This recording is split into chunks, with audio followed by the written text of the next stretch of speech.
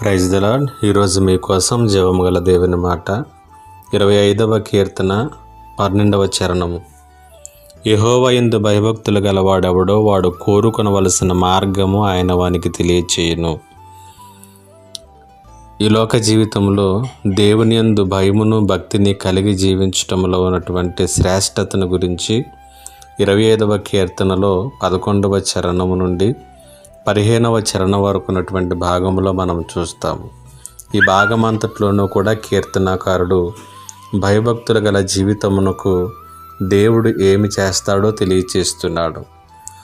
ఎవరైతే భయభక్తులు కలిగి ఉంటారో వారికి ఆయన మార్గాలను తెలియచేస్తాడట.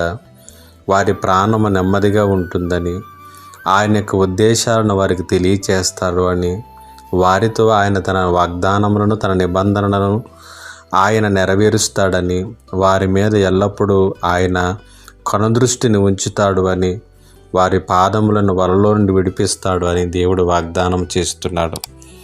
ఇంత గొప్ప ఆశీర్వాదకరమైనటువంటి జీవితమును ఇవ్వగలిగినటువంటి భయభక్తులను మనం అలవర్చుకుందాం.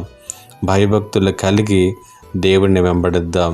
దేవుడు ఈ మాటల చేత మిమ్ములను మీ జీవితములను భయభక్తులలోనికి నడిపించునుగాక.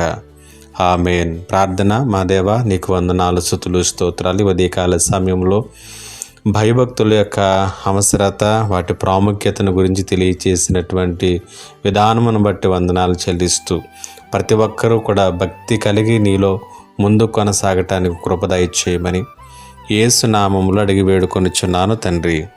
ఆమేన్.